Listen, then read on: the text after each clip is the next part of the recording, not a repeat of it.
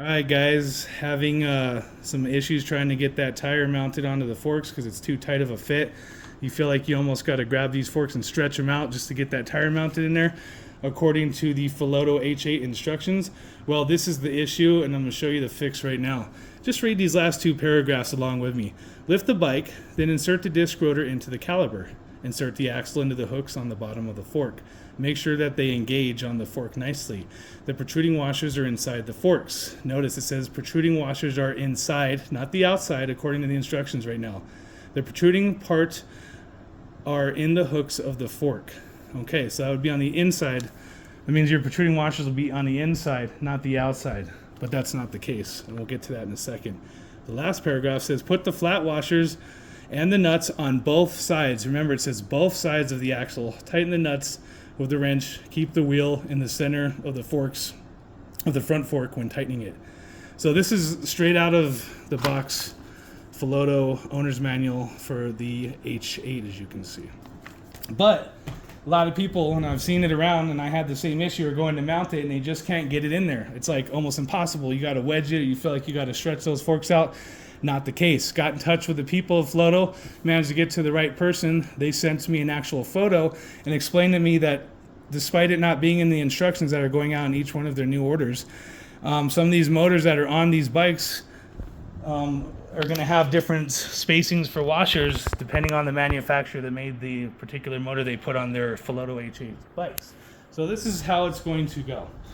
So a protruding washer looks like this. Has a little nub on it, and then it's like a fat washer. A regular washer that comes with it is either going to be fat or it's going to be thin like this. So you can see you have a fat and a thin one. If you get an order for H8 and you get a fat and a thin washer, it's not going to be installed according to the instruction manual. It's going to be installed according to this, and I'm also going to leave the pictures I got from that particular person regarding the installation. So let's do this. So on the side that has the rotor on it, you're going to put first the thin washer, not the thick one. The thin one first is going to go on the inside of the fork. That'll slide right on.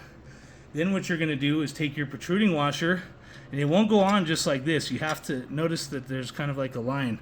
That's the same way that the nut or the bolt is shaped. So you got to make sure it slips on. You don't mess up your threads. So thin washer and thick protruding washer on the rotor for the brake side. On this side that has the line that controls the motor, you're not going to put any washers on the inside of the fork whatsoever. So now we're going to go ahead and install this. Notice the brake caliper here. The brake rotor needs to slide in there easily, and then it should slide into the forks with the two washers, the thin and the protruding one, I just put on easily.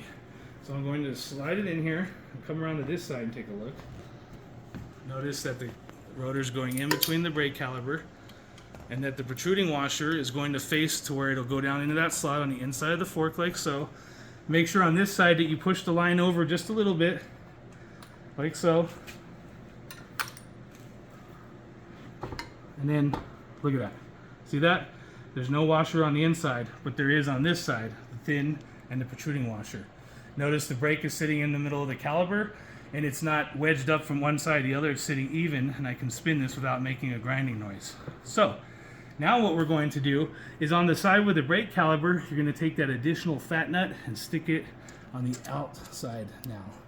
Then what you're going to do is you're going to take your lug nut and slide it on there. Make sure you don't cross thread it. Just get it hand tight. Jump back over to the side of the motor that doesn't have anything on the inside, but it's going to now have just a protruding washer, which is this, and that little nub should be right in between the fork. Shouldn't go this way, that way it should go evenly in there, just like so. Watch. Now you can see it rests in the middle, so the washer can't spin because that little nub hits either side of the fork. Then you're going to take your lug nut and screw it onto that side by hand. Get it hand tight on both sides, just like so. And once you get it hand tight, you can still see that the motor and the tire is spinning perfectly. Then all you're going to do is you're going to take that wrench that they gave you in the box for free. You're going to come and just easily tighten it. Try not to go up so high that you hit the part of the fork. Just wedge it a little bit and then come back down here, wedge it Jump back over to your other side, do the same thing. Just get it started, get it going a little snug, and jump back over here once again. Once you're done tightening, voila. Bike is on with the tire spinning freely, and it's safe. We've already done 60 miles with this mounted like this and had no issues. And like I said, I'll have the 2 pictures that came straight from Philodo, which they don't mention inside of their wonderful instruction manual, but I get it. It'd be hard to do that between each one of their manufacturing motors. But it's kind of important because then people are over there trying to wedge their tire in and struggling and thinking they got a defective bike. So I appreciate you guys watching Review TV's channel once again. Hope this helps. See you next time.